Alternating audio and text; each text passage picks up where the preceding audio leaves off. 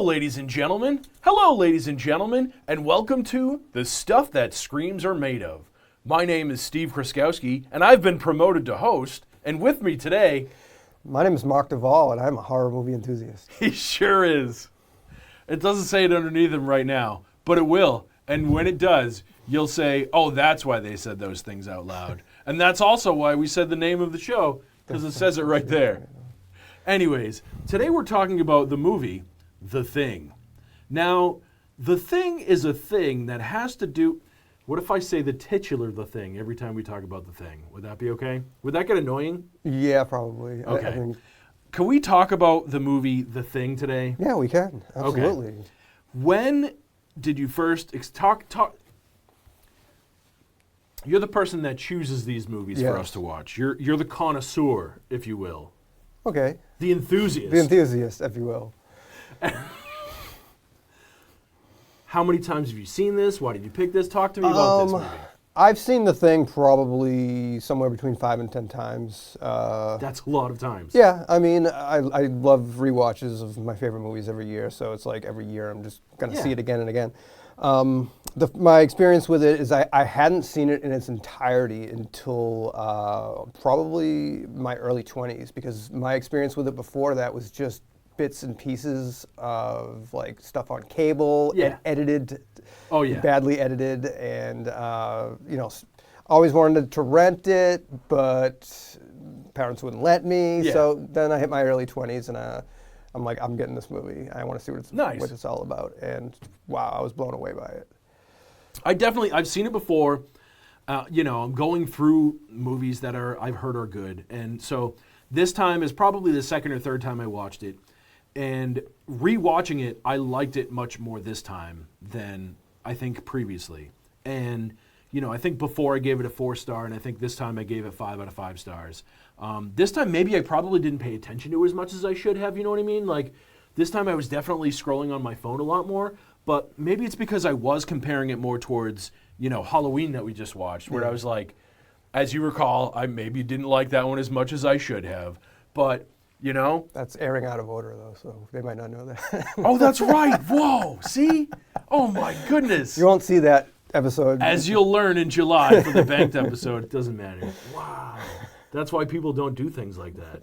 Doesn't matter. Anyways, there's this episode coming up, Halloween, where The Thing shows up. And in the movie Halloween, The Thing is on TV. Yes. Can we talk about The Thing from Another World? So, the development. Basically, if you're not aware, this is a remake of a 1951 sci-fi classic called The Thing from Another World, which is based on a short story, Who Goes There, by John W. Campbell Jr. The best I can say about The Thing from Another World is that it's a product of its time. It's from the 1950s. It's a guy in a suit. Marshall Dillon from Gunsmoke himself, James Arness, plays The Thing, and he basically looks like Frankenstein lumbering around an Arctic base. And that's the movie.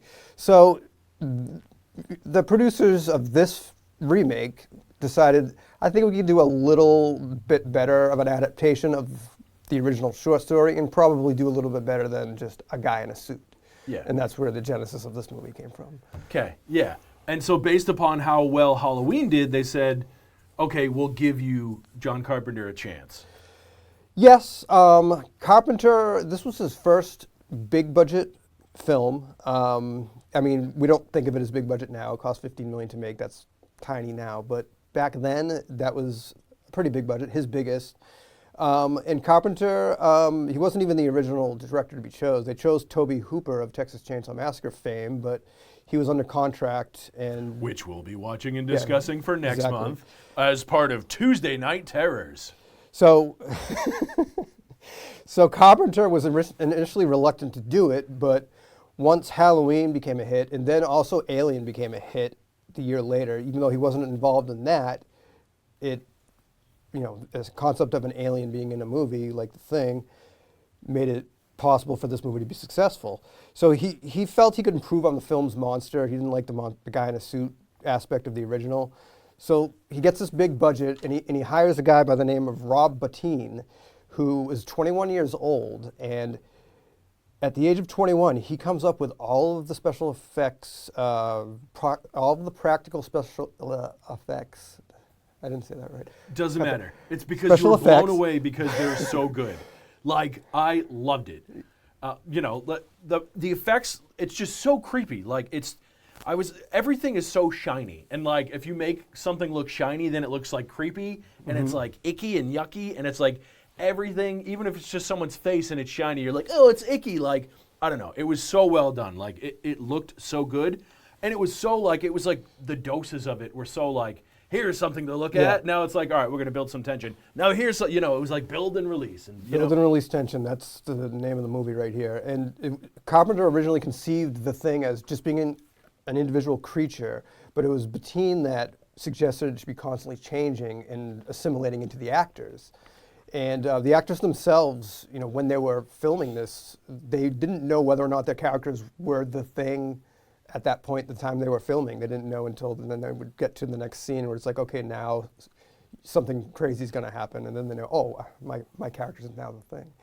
I like that. That's cool. They didn't tell them, okay, that's neat. Cool. Yeah, all right. So basically, this entire movie, it's Carpenter. It's also the score from Ennio Morricone, the famous Italian composer. But Bettine is the star here as far with the special effects. So hold on, the Morricone score, I feel like, it's great, it's muted. fantastic. When I heard it, it's definitely, the score's not as like in your face as like Halloween. Like the Halloween score's like, that's all the movies got. Like it's just that song, right? Like, whereas this one, it's like, it's in there and it builds tension, and I feel like it's not like at the forefront, but it's like so well done. Yeah, the theme that he wrote at the beginning, he basically wanted to make a John Carpenter style theme, which is heavily uses synthesizers, it sort of downbeat. It's not this huge orchestra playing at you, which is what he was used to, Morricone. That's the type of movie he would, his spaghetti westerns used to do. So he basically made a John Carpenter score himself. And Carpenter, Which, side note, I can't not say this.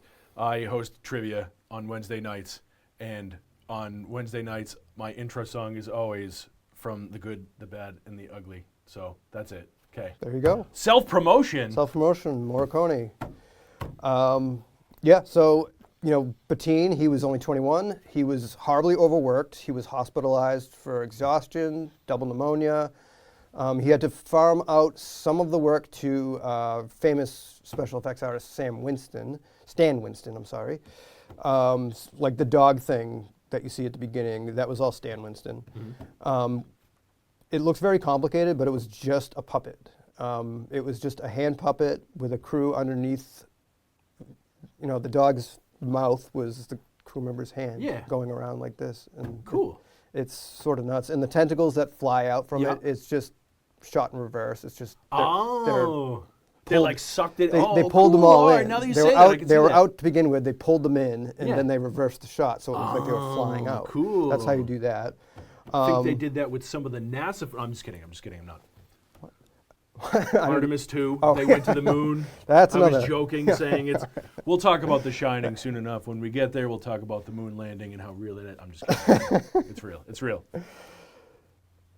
There you go. I'm really good at getting us off track. So anyways, let's talk about. Okay, go ahead. Okay, we can go with the special effects. The other big special effects scene is, of course, the chest chomping scene, and basically they used a double amputee with prosthetic arms. What? And they put his fake arms into where the teeth are, which were made of hydraulics. Yeah. They closed the teeth so that they chomped on the arms, and then he would just pull the fake arms away. And it was filled with Jell-O and stuff like that. That's where all the blood. Oh my and stuff. goodness! So it sounds really simple, but it's very effective. This is a movie that's 44 years old now, and its special effects are as good as anything that comes out today. I mean, it doesn't use the CGI that's used today, but I think that works to its advantage because everything you see is in camera. Yeah. They made all of that stuff. They made those creatures. Just to be clear, this show is just for me. Because it's making me enjoy the movie okay. more, Just and for I you, hope okay. it's for you too. You know. right. And again, I've watched this movie. I've rewatched it, and this discussion about the movie is, I'm like, it's making me like it more. You know what I mean? And even as you'll learn in July when we talk about Halloween, okay, maybe it won me over with certain things, but like, it really is making me appreciate it more. And I hope that's what the stuff that Screams are made of is made of. There you go. Let's talk about the plot. The plot. Okay. Well, as we've seen, a Norwegian helicopter is chasing a sled dog. There's the copter right there. Chasing a sled dog across Antarctica. They show up at a research station. The pilot gets out, shoots at the dog, but misses, and then gets shot in return by the Americans. They go to investigate the Norwegian base, and something very bad has happened By there. helicopter. By helicopter. During a snowstorm. Something terrible has happened there. There's bodies. There is a strange, burnt, deformed humanoid corpse with two faces, which they, for some strange reason, decide to bring back to their own station. Yeah, You just got to do that, right? should look at it more. Right. And so they do a little investigation on it, an autopsy on it, and they find that it contains human organs. So that monstrosity was human at some point.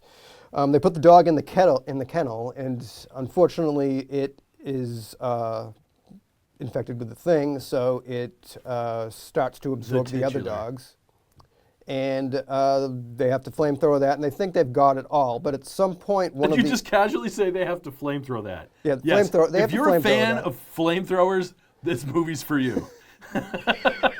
One of the dogs ends up escaping and going into the room of one of the men at the station, and that starts the chain reaction of which person after person gets assimilated into the thing. Ultimately, you end up with just a few characters left, Sorry. and they do a blood test to determine who is the thing and who isn't. If your blood doesn't react, then you're a human. If it does react, then you're the thing. And one of them goes "Brr," and it reacts, and then it kills another person. Finally, they're basically down to just McCready and Childs. And Childs goes missing, says he's off to chase one of the other characters, got lost in a storm, comes back, and they both sit down, know they cannot be rescued. The entire station is destroyed. The helicopter is destroyed. There is no way for them to leave. They will freeze to death. But what they don't know is which of them, or if any of them, are infected by the thing. And the movie leaves you guessing at the end. Which I like. I like that. Okay. McCreary, you could tell he's a smart guy because he's playing computer chess. Yes. Losing, though. It's fine. He's playing it. He's playing it. He's also, you could tell he's a rootin' tootin' guy because he wears a cowboy hat. Right. And he likes to drink alcohol a lot. J&B whiskey. So, and various types of beers, which, yeah. Another thing I was thinking about, like, this Antarctic station, like, they had to bring down these pinball machines and Yeah. all these things. Right. How many You got to have cases of beer did some they bring? entertainment. I mean, Yeah. What would it be like to spend weeks and weeks, and I don't know, however long they were meant to? They never say how long they were supposed to be there. But Good point. Yeah, and that's the start of winter. Is their start to Yeah. Yeah. And that set, they built that set in Alaska. Cool. They built it knowing that the snow would fall in a large amount before they started filming, but they did that with that in mind. So they built the wooden structures and everything, and then they let the snow fall, and then they had That's the set. awesome. Yeah, very, very cold filming, obviously, but it's better to do something like that because you get an authenticity that you maybe wouldn't have if it was like on a sound stage in Hollywood somewhere with CGI breath coming out. Or, Right. you really do believe these guys are freezing to death. Yeah, Because they yeah, for kind of sure. are. Yeah, that's cool. That adds to it. Yeah, for sure. Yeah, this movie, it's tense. It's intense. It builds. It ramps it up and it cools it down. It was awesome. How was it received? How come there were no sequels? This movie was so good. How come there's not like The Thing 2, The Thing 3, Electric Boogaloo? See, the problem is the thing was not a box office success. It came out in 8th place in its opening weekend. It actually finished behind Poltergeist, which was already been out a month, but Poltergeist beat it even in its opening weekend. Okay. It finished as the 42nd highest grossing movie of 1982, which, generally speaking, you're not going to get a lot of Yeah. calls for a sequel at the point. Carpenter himself said that he thinks audiences rejected the film because it was a depressing, nihilistic viewpoint, everyone dies at the end type of thing. U.S. was in the middle of a recession at the time in the early 80s.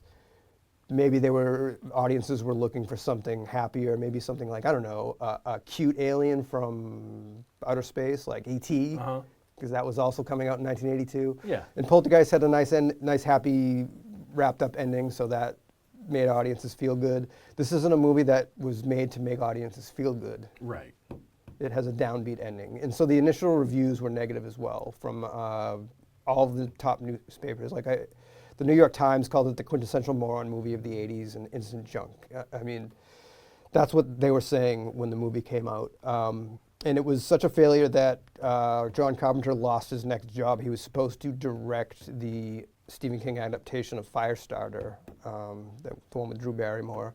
He was supposed to direct that movie. He lost that because the thing wasn't a success. And he went many years not really talking about it that much because it was always it was always a failure to him. And it wasn't until the later 80s and the 90s that the movie got a cult following on videotape. Yeah. People saw it at the video store and they said, "Oh, look at this." We didn't see it when it came out. It was only out for a week or whatever. And then it became a cult classic. It was on cable, HBO, and all that. And now it's considered one of the best horror movies of all time. So you can imagine 40 years, newspapers saying it's one of the worst movies they've ever seen. And now, just recently, the Boston Globe called it what they thought was the best horror movie of all time. I mean, it's high praise. Yeah. And it's quite a turnaround Right, from what yeah. they originally got from the critics. That's cool. That's cool. And so there's no Thing 2, 3, 4 because it just wasn't a success for that to be. Not until it came out on video. There is a prequel that came out in 2011. I would not recommend it. It tells you what happens in the Norwegian camp prior to the events of this film, and I guess we didn't really need to know. Okay. The imagination worked better than the movie. Yeah, they showed exactly. us. Yeah. But yeah, the movie has, the themes of the movie, I think, are something that's really important. The idea of one of your friends not being who they say they are. There's this paranoia that's Paranoia. constantly- Yeah. You don't know who to trust. You don't know. Okay, is this guy? Do they have our best intentions in mind? Is this guy really doing what he's saying he's doing? Is this a real human? Is So your friend is that your friend or is he your enemy? The the fear of betrayal by those you're supposed to trust is the central theme here. It's just paranoia, fear of the other. The thing is the ultimate other because it's unlike anything ever shown on film before. This is like Alien and Aliens in one movie, right? Would you say that? Because it's got the tension of Alien, and then And it's got the the action of it. Aliens. Yeah, I can agree with that, definitely. I know things about horror movies, guys. The Cold War is a recurring theme here as well. You look at characters like Blair. Blair was the scientist that sort of went nuts and destroyed all the computers and all of the means of escaping the station. And he did that not because he... To save humanity. Yeah, he did that because he knew the only way to prevent the thing from ending up in the entire world was to do that. So it's the Cold War motif is there because the aspect of the Cold War was always mutually assured destruction and nuclear war. Like Russia and the United States, we knew that if there was ever going to be a war, they were just going to destroy each other, right? And that's still the same case today. Thanks for bringing it up, Mark. Blair and MacReady would rather destroy the entire base and let themselves die than to actually get defeated by this thing. Yeah. And you get a little of that in the beginning of the movie because McCready is playing chess and he's losing. And when he gets checkmated, rather than accept defeat, he just destroys the computer. Sure. So that's sort of like a little Yeah. hint of what his mindset is. Okay, at the I time. like He'd that rather blow it all up Yeah. than let anything admit defeat. beat him. Yeah. And that's exactly what he does because in the end of the movie, those two characters cannot possibly survive. Mm-hmm. They cannot beat the cold. They have no means of escaping. Now, we did discuss who and who wasn't the thing at that point. Mm-hmm. Always the question in that movie. We both kind of agreed McCready is fine. He's a human at that point. Childs, maybe. I was of the opinion that he was not a thing, even though he had a really lame reason for not being there. He was like, I had to run away. Got lost in a storm. Sorry. Yeah. Doesn't really add up, but. It's open-ended enough that it's So you fine. thought Yeah, maybe it's good. he could be the thing. He could be. He could be. He could not be. They made it ambiguous on purpose. That's the way they they wrote all these different endings. You know, every possible combination of them being clean or them being infected, and they went with the one where they didn't really tell you what happened. Fine. And Good. that- and No, that's I the one liked that it. worked the Yeah, best. It was a good choice. Right. Yeah. Cool. Mark, we did it. We talked about the thing. Is there anything you want to add? Anything that you think is really important that maybe we should add before we wrap it up?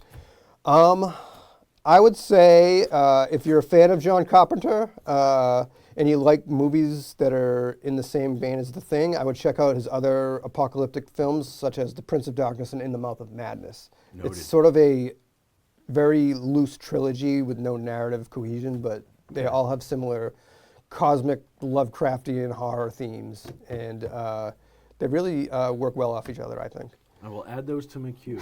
Cool. Well, thanks, Mark. Thank you, Thank Steve. you so much, Watcher. We'll be doing this again monthly. Come to Tuesday Night Terrors monthly at the Avon Public Library. Yep, May 12th is the next discussion group, and we will be discussing the Texas Chainsaw Massacre, the original from 1974. Yeah. So, and with that, thank you so much. This has been The Stuff That Screams Are Made Of.